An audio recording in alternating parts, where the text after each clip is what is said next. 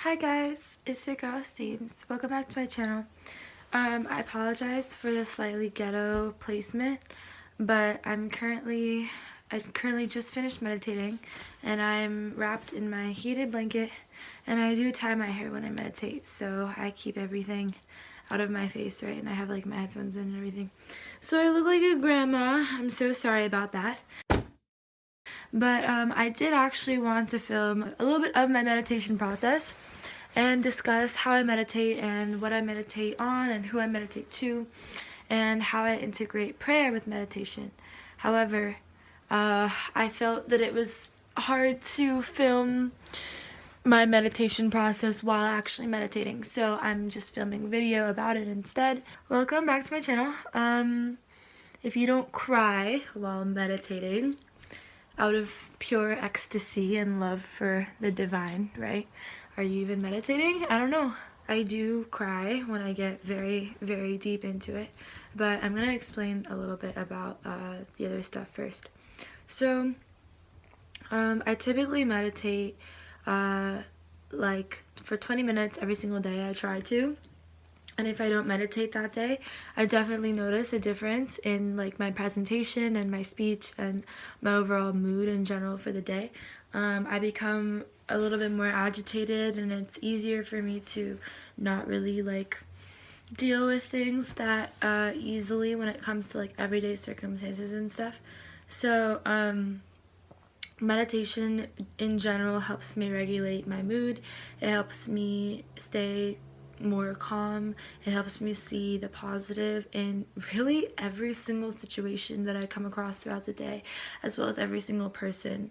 Hence sort of my lack of enthusiasm. I am very enthusiastic currently, but meditation also allows me to transcend all emotion and like just be in this very, very zen state of mind, right? When I meditate, I typically listen to chants. I go on YouTube and I look up different chants and mantras, and I meditate to that. So often I'll meditate to these mantras while reciting them, but often I prefer actually to just listen to them and stay in a state of trance all throughout the entire time. So I will do the typical meditation mudra, which is this, and it actually is the mudra that Buddha used to do, right? And the mantra that goes along with this mudra is Om Buddhaya Namaha, and it rules the day, Wednesday, and the planet Mercury. I know all this stuff. I'm not gonna. That's for another video. So I do this hand symbol, and I sit in my meditative position, and I typically I have a pillow under me currently to maintain my spinal alignment so that my body stays up straight, and all of my energy centers are stacked one on top of the other.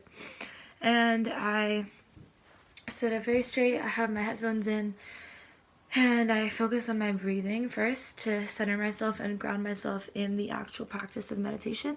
So I will make sure to get into it by like inhaling very deeply, and then exhaling I just feel out what I need in the moment, depending on my stress level and depending on like just like how relaxed I am or how relaxed I'm not. And typically I'll yawn during these first beginning stages of meditation. I'll yawn because that's an indication that the oxygen in my brain is being regulated, and I continue to do my breathing, and it means I'm on the right track basically. I begin to get really into it after a certain amount of time because I focus on source, right? Or on the divine, or on whole nothingness. That is what white people like to call meditation. No offense. But typically in the Western in the Western way of meditative practices, they say to focus on nothing, right? So to clear your mind and to have no thoughts whatsoever. And it's very, very difficult for the brain to construct this realm of nothingness or to focus on nothing, because nothing doesn't look like anything quantifiable to us. we always have to have something in our brain to picture, to focus on, to connect with. That's the way we process the world around us, right? That's what we've been used to up until this point. So what I like to do is I like to focus on the divine, or on source consciousness. In Hinduism, this is called Krishna. In Buddhism, this is called the Buddha state. In Islam, this is called Allah, and this name for God has various different representations in their various different religions. However, I like to focus on what is known to be as Krishna in the Vedic religion. So I focus on not only picturing God as how he is depicted, but the essence of God, right? So like divine purity, divine intelligence, intelligence personified, purity personified, beauty personified, attractiveness personified. This is the way by which we come to once again, know God, right? Connect ourselves back to source. So this is what I focus on. And a lot of the time I like, I have certain qualms, right, as everybody does. So often enough I'll catch myself like praying midway and like asking for things, right? And I quickly correct myself, because the point of meditation is not to ask source for anything. This isn't a prayer sort of practice. This is meditation. And with meditation, we have to focus on the connection, not on what we can gain from God, not on what we can give to God, right? Because that implies material items, that implies quantifiable. Instead, we must focus on the connection, right? So the giving and receiving simultaneously from source. And when we focus on the connection, we become very in tune with this connection and with source. And actually you can feel on certain parts of your body these energy centers opening up. So for me in particular, it's always right here. It's always the forehead or third eye chakra, as well as the crown chakra, that I feel the energy most collected. So it'll feel like a pressure, like as if a finger is like putting pressure on your forehead here or here. And that's what it is for me personally.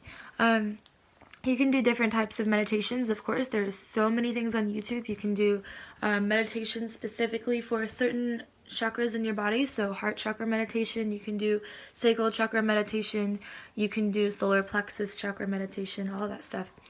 And I personally tried all of those, and I've already done all of those, and they work very, very well. But what has been working, I'd say, most strongly for me is this practice of connecting to source consciousness. So what I also like to do is I like to put on mantras, as I mentioned before. So typically the Maha Mantra, or depending on what I'm trying to manifest, different types of mantras. But like I said before, this isn't about manifestation. This is about connection. When you connect to source consciousness, you don't need anything. The soul as it is already pure, self-sufficient, and all-encompassing. It doesn't need any sort of like material benefit the way the human body needs, right? So when you're in pure meditation, when you're connected to source consciousness, you don't even think about what you can ask from source or from the universe. You don't think about that at all. You aren't thinking, right? You're just like, it's like your body's like emanating like these waves of transcendental goodness. It's just very spiritual and not at all connected to material gain. So that is what I wanted to describe and discuss a little bit. I literally just finished meditating and I didn't plan this video at all, so you're gonna have to excuse the poor quality and the unplanned nature of it. But if you enjoy this video, don't forget to like, share, subscribe, all that stuff, to hear more about my spiritual practices and what I do. Ever since I started meditating, I have transformed as a person. Meditation cured my depression. It helps my anxiety. all the time, every day. And I don't need it anymore, though. That's the thing. I used to need it for my anxiety. And at this point, this is like the biggest benefit and addition to my life that I have discovered so far. It's even better than like people try so many things, you know.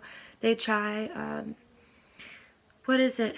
Like, what's that thing? Oh, essential oils. They try essential oils.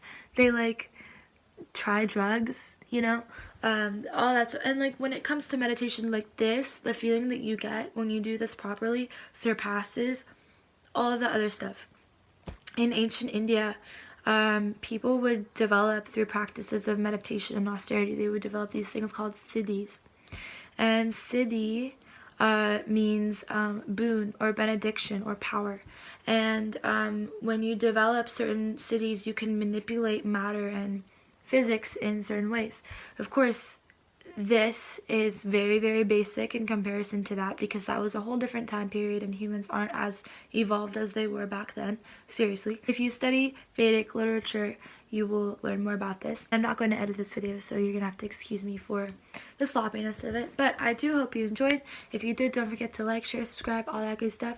And I will definitely see you in my next video. Bye. Okay, it's rap packed to my pulse flat. We keep it real, no false rap. I got 4 cars and they all black. Got 4 bras and they all that. We call that ballin'. Doing this is my calling. Flow is so appalling. My phone off and she calling. I'm like, yeah, what it do?